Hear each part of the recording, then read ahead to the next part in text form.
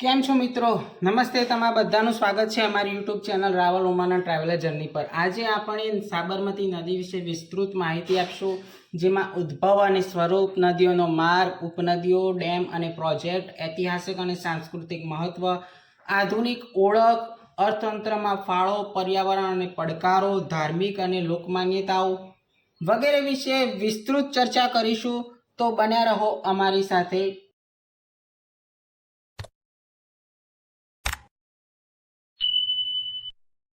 ઉદ્ભવ અને સ્વરૂપ। તો સાબરમતી નદીનો જન્મ રાજસ્થાનના અરાવલી પર્વતમાળામાંથી થાય છે। તેનું મૂળ સ્થાન ઉદયપુર જિલ્લાના દુધિયા ગામ પાસે કોડા ડુંગર માનવામાં આવે છે। નદીની કુલ લંબાઈ આશરે 371 કિમી છે। 48 કિમી ભાગ રાજસ્થાનમાં, 371 કિમી ભાગ ગુજરાતમાં વહે છે। અંતે તે અરબી સમુદ્રની ખંભાતની ખાડીમાં ભળે છે। નદીનો માર્ગ। તો સાબરમતી નદીનો પ્રવાહ અનેક ઐતિહાસિક અને સાંસ્કૃતિક વિસ્તારોમાંથી પસાર થાય છે। રાજસ્થાનમાંથી નીકળીને સાબરકાંઠા જિલ્લામાં પ્રવેશે છે। ત્યારબાદ તે ગાંધીનગર અને અમદાવાદમાંથી વહે છે। અમદાવાદમાં તે શહેરને પૂર્વ અને પશ્ચિમ એવા બે ભાગોમાં વહેંચે છે। અંતે તે ખંભાતની ખાડીમાં સમાવી જાય છે। ઉપનદીઓ। તો સાબરમતીની અનેક ઉપનદીઓ છે જે નદીના પ્રવાહને શક્તિ આપે છે।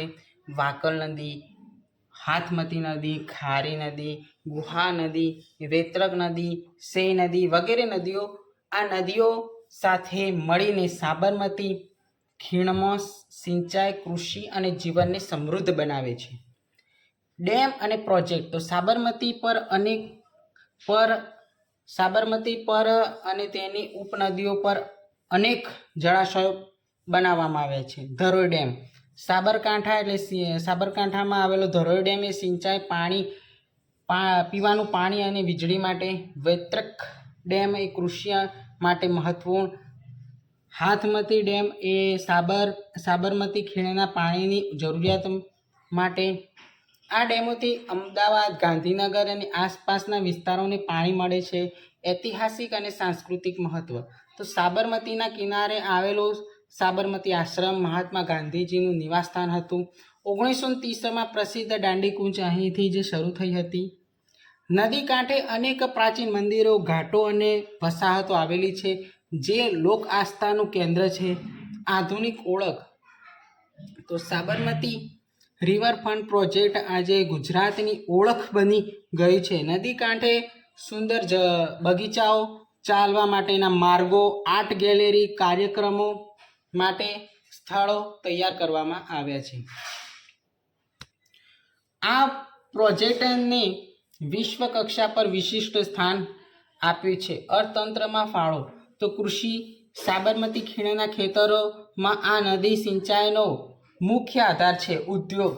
તો અમદાવાદના ટેક્સટાઇલ ઉદ્યોગ અને આસપાસના કારખાનાઓને પાણી, પ્રવાસન, રિવરફ્રન્ટ આશ્રમ અને ઐતિહાસિક સ્થળો પ્રવાસીઓને આકર્ષે છે। માછીમારી અને નદી કાંઠાના વેપાર। તો સ્થાનિક લોકોને રોજગાર આપે છે। પર્યાવરણને પડકારો। ઉદ્યોગોના નિકાસ અને નગરોની ગંદકી નદી માટે મોટો ખતરો છે। વરસાદ પર આધારિત હોવાથી ઉનાળામાં નદી સુકાઈ જવાની સ્થિતિ બને છે। નર્મદા કેનાલના પાણી છોડવાથી હવે નદીમાં આખું વર્ષ પાણી રહે છે, પરંતુ પ્રદૂષણ હજુ પણ ચિંતાજનક છે। ધાર્મિક અને લોકમાન્યતાઓ। તો કહેવાય છે કે નદીનું નામ ઋષિ શબરી પરથી પડ્યું, એટલે સબરમતી અને તેમાંથી સાબરમતી તરીકે ઓળખાણ પડી।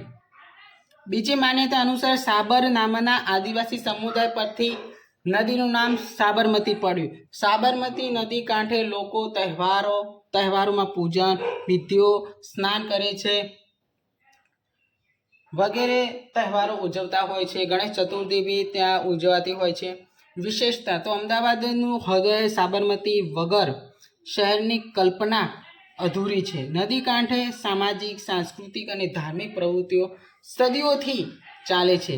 નદી કાંઠે વસેલા ગામો ખેતી અને વેપારનો વિકાસ માટે જરૂરી છે। આમ સાબરમતી નદી માત્ર એક નદી નથી, પરંતુ ગુજરાતની જીવનરેખા, ઇતિહાસની સાક્ષી, સાંસ્કૃતિક વારસો અને આધુનિક વિકાસનું પ્રતીક છે.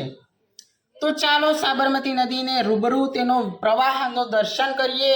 આ અમારી ઉમતાની જીવાદોરી એવી રૂપેણ નદી તમે જોઈ શકો છો, અને બાવળ અને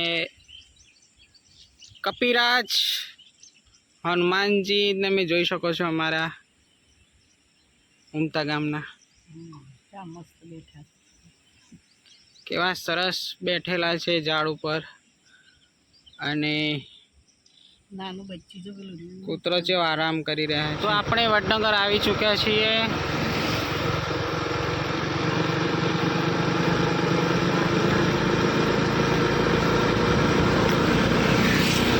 વડનગર આવ્યા છીએ અને મકાઈ, બાફેલી મકાઈનો આનંદ ઉઠાવીએ છીએ. અહીંયા બાફેલી મકાઈ બને છે આપણે વડનગરમાં, નાયરા પેટ્રોલ પંપની સામે. આપણે વડનગરથી આગળ નીકળી ગયા છીએ. મસ્ત મજાનો નજારો તમે જોઈ શકો છો. બંને બાજુ મોટા મોટા ઝાડ છે અને વન વે રસ્તો છે.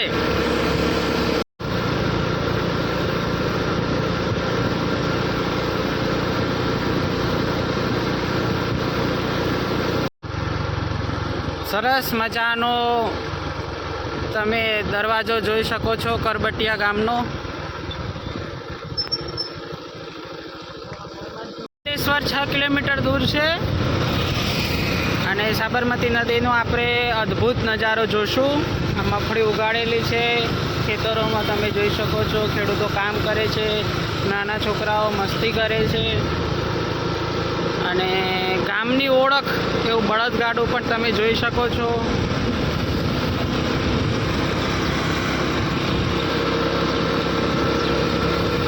ટૂંક જ સમયમાં આપણે સપ્તેશ્વર મહાદેવના દર્શન કરીશું.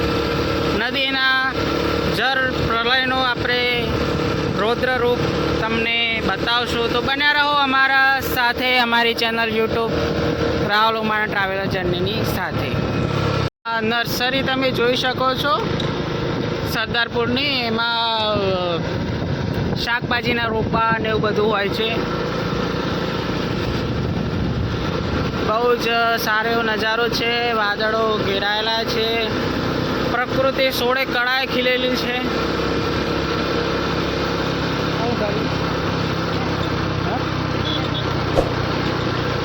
તો જોઈ શકો છો કેવો સુંદર નજારો છે. 4 વ્હીલર 2 વ્હીલર બધા મળીને લોકો સપ્તેશ્વરના દર્શન કરવા માગે છે. તો મળીએ આપણે સપ્તેશ્વર. 4 કિલોમીટર છે, અને તમે ઉત્તર ગુજરાતમાં હશો તો જાણતા હશો ફુદેડાના ચપ્પા બહુ પ્રખ્યાત છે. તો આપણે આ ફુદેડા ગામમાં આવ્યા છીએ હાલમાં. તો સાબરમતી નદી તમે જોઈ શકો છો. બહુ જ બધું પાણી આવેલું છે.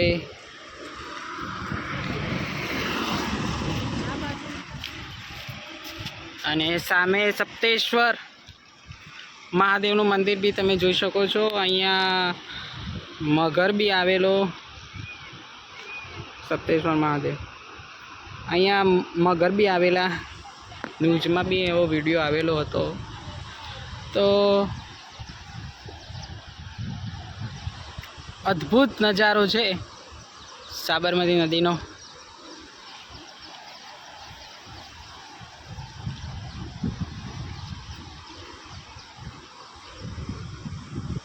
સાબરમતીનો નદી વિશેનો અમારો આ વિડીયો તમને ગમ્યો હોય તો લાઈક, શેર અને સબસ્ક્રાઈબ કરવાનો ભૂલતા નહીં. મળશું ના વિડીયો અને રસપ્રદ વાતો સાથે. ત્યાં સુધી સપ્તેશ્વર મહાદેવની જય.